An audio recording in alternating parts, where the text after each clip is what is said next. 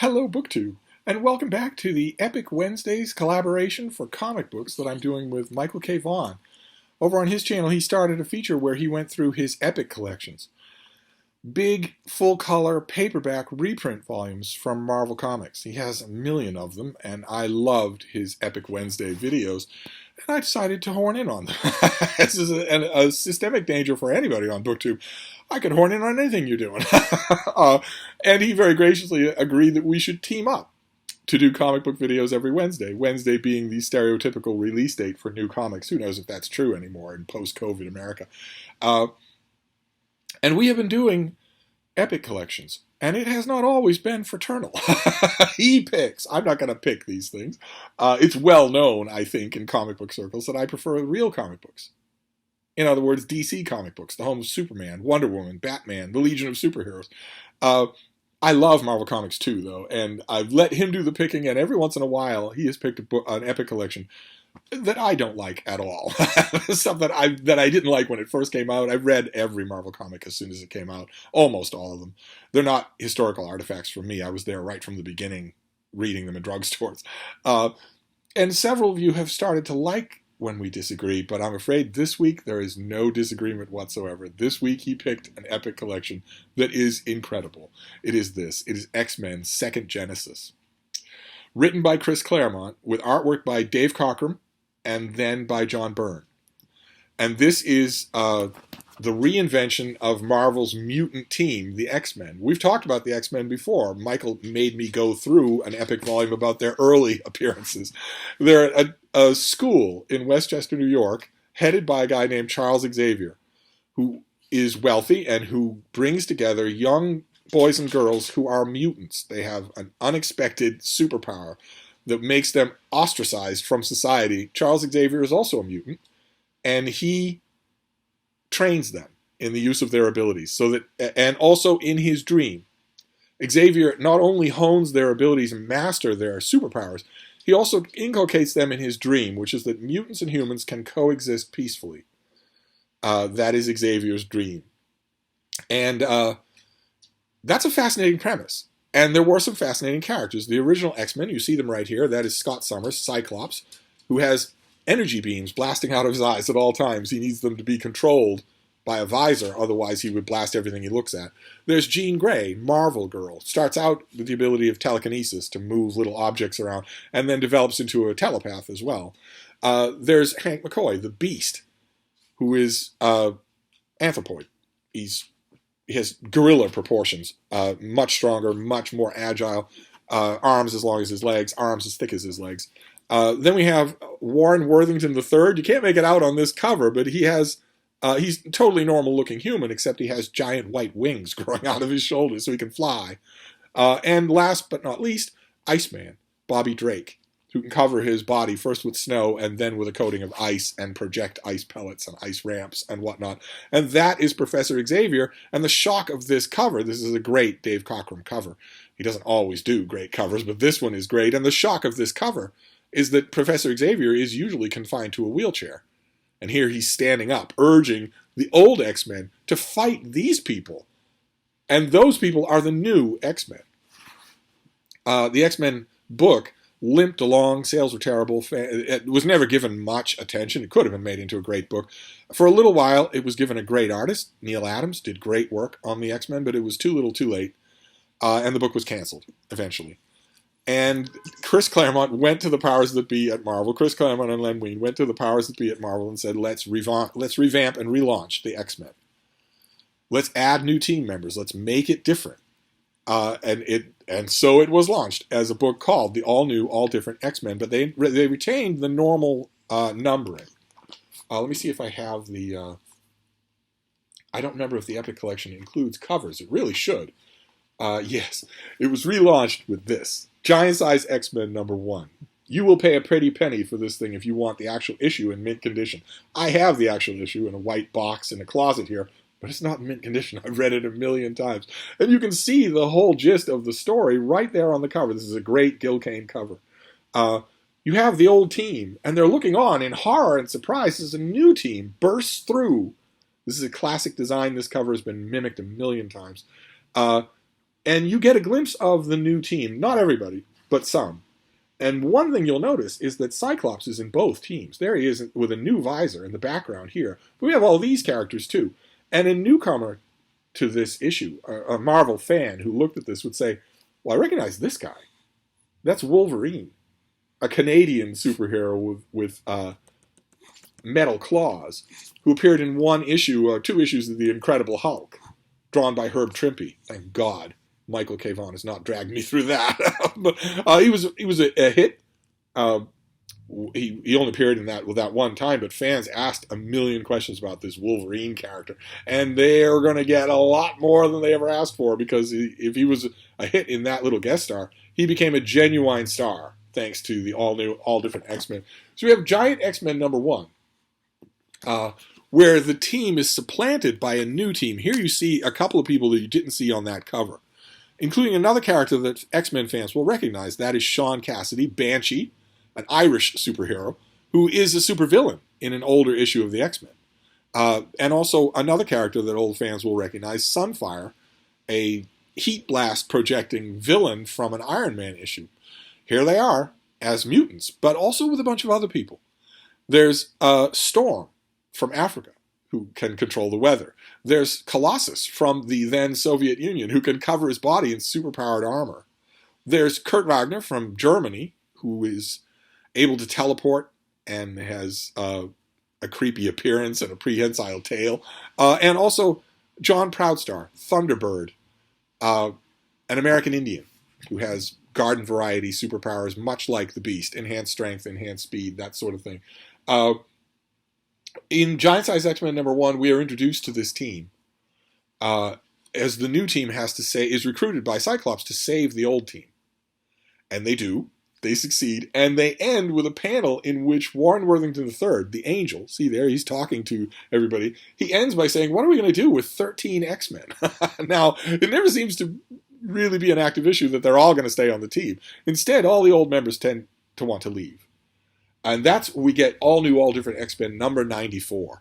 Another great Gil Kane cover. Look at how beautiful that is. This was, aside from the annual Giant Size X-Men #1, this was essentially their first issue.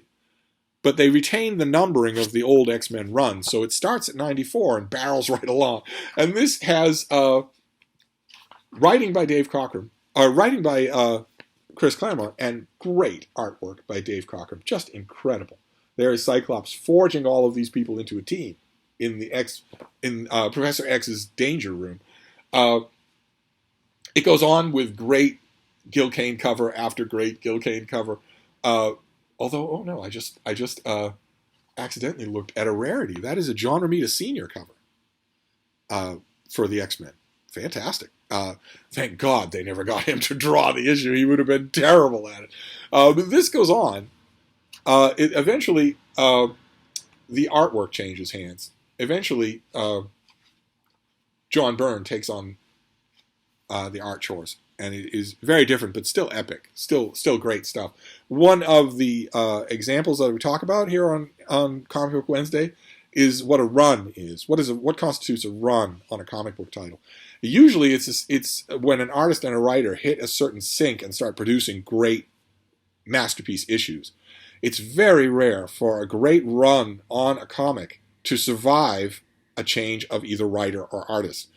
And that happens here. First, the writer changes after that first issue, and then the artist changes halfway through, and yet this is, fans of Marvel Comics just in general rank the second Genesis story arc as just an amazing, amazing time to be an X-Men fan.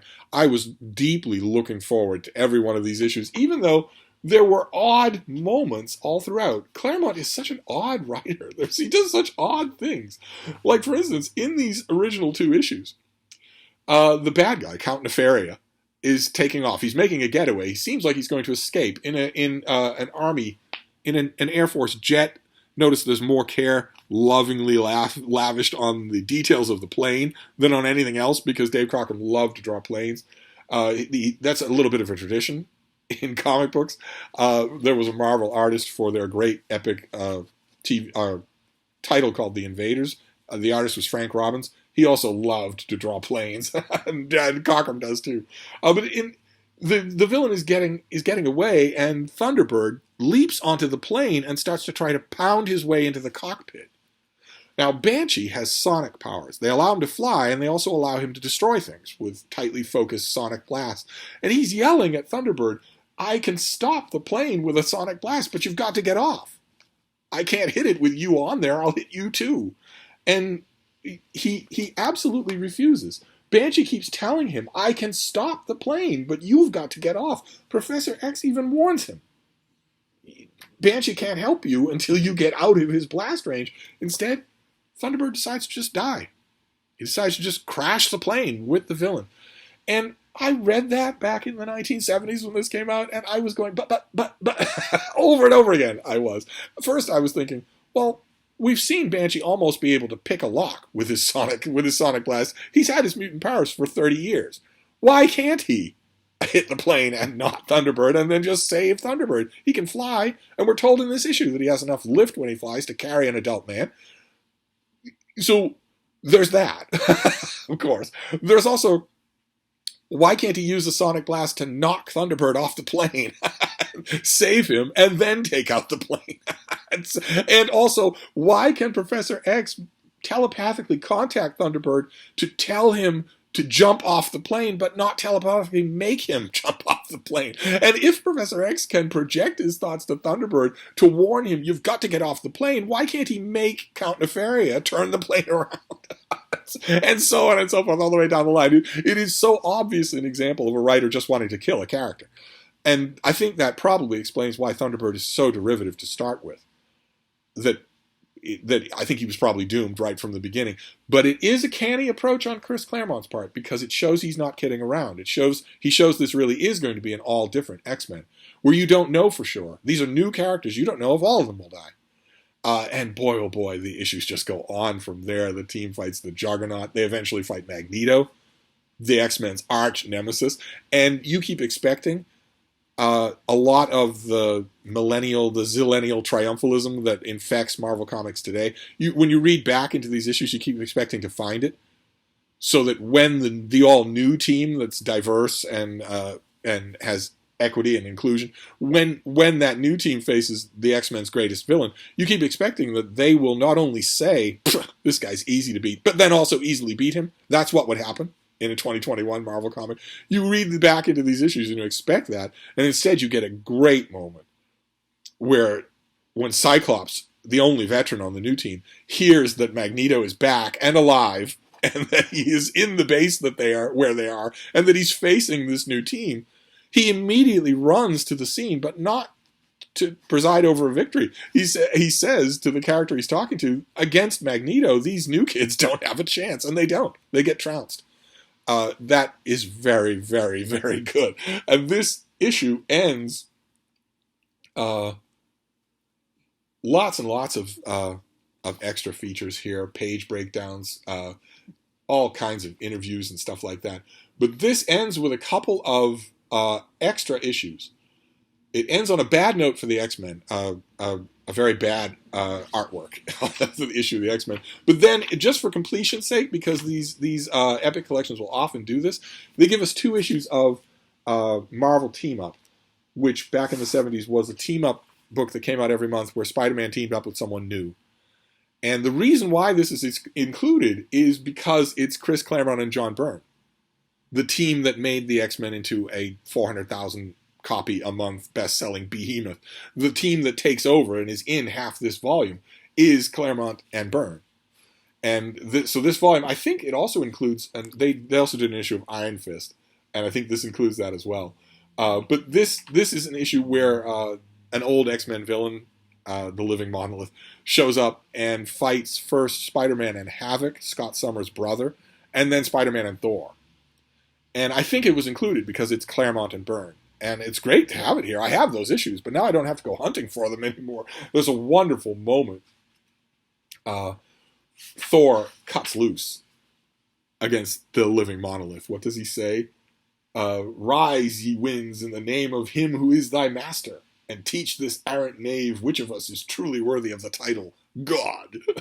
And while this is going on, Spider-Man goes up to the Empire State Building and bullies a pair of tourists so that he can look out the viewfinder and look at what Thor is doing. He's not anywhere near the scene of the fight. And he has a wonderful moment that I just loved. When I read this issue, I just loved it.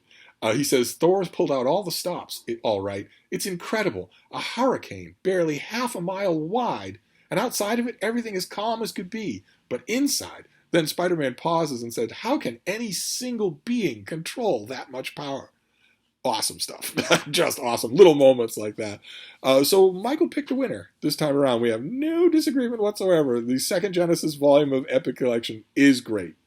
Not only for the great issues that are in it, but because the team that put this together really had a thought for completion. All of the Byrne and Claremont X-Men appearances around this time period are in here. So you don't have to go hunting. You don't have to, for instance, get an Epic collection of Iron Fist issues or an Epic collection of Marvel Team-Up issues in order to get those issues that cross over with these characters. Instead, you get them all in one volume. Very happy to have this. No idea where Epic Wednesdays will go next, but I'll be here, so we'll find out together. Thank you, BookTube.